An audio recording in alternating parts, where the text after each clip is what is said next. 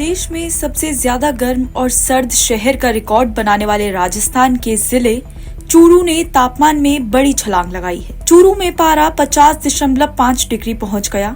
इसके अभी और ज्यादा बढ़ने के आसार हैं। पश्चिमी राजस्थान के फलौदी, बाड़मेर, जैसलमेर, श्रीगंगानगर और हनुमानगढ़ जैसे शहरों में अभी तक गर्मी के बढ़ने की खबरें आ रही थी, मगर 28 मई को चूरू का पारा ऐसे बढ़ा कि ये मीडिया की सुर्खियों में आ गया है। चूरू गर्मियों में देश का सबसे गर्म शहर बन जाता है तो सर्दियों में ये देश का सबसे सर्द शहर बनने से पीछे नहीं रहता है।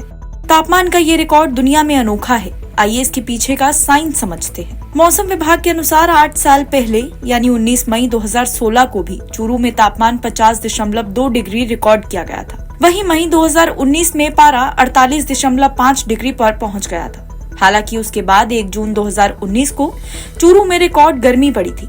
उस वक्त चूरू में पारा सभी रिकॉर्ड तोड़ते हुए 50.8 डिग्री पर पहुंच गया था। चूरू में सर्दी में तापमान 0 से नीचे और गर्मी में 50 डिग्री से ऊपर तक पारा पहुंच जाता है। सर्दियों में चूरू पर फसलों पर ओस की बूंदी बर्फ बन जाती है। घड़ों और पाइपों में रखा पानी तक जम जाता है। वहीं गर्मी में यहाँ सड़कों की डामर तक पिघल जाती है।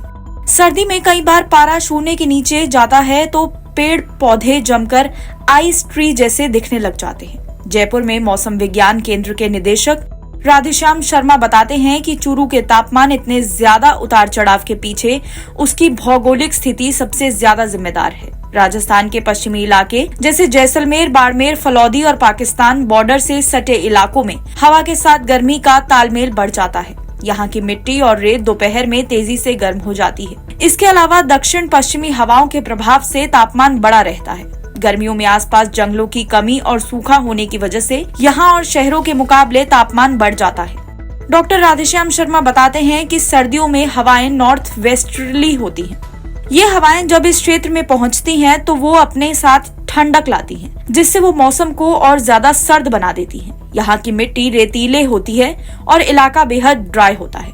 इसकी खासियत ये है कि ये मिट्टी जल्दी गर्म होती है और इसकी रेडिएशन कूलिंग तेजी से होती है, इसलिए यहाँ पर एक्सट्रीम वेदर देखने को मिलता है। दिल्ली यूनिवर्सिटी के जानकी देवी कॉलेज में असिस्टेंट प्रोफेसर डॉक्टर सना रहमान कहती हैं कि चूरू में ज्यादा गर्मी की वजह ये है कि उसकी भौगोलिक स्थिति कर्क रेखा के नजदीक है।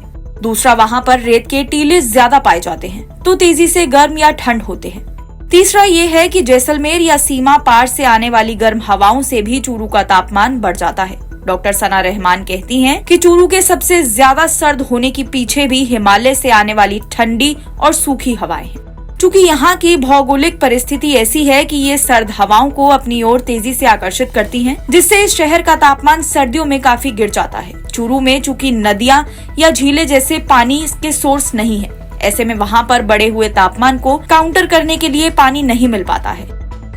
NBT ऑनलाइन की रिपोर्ट।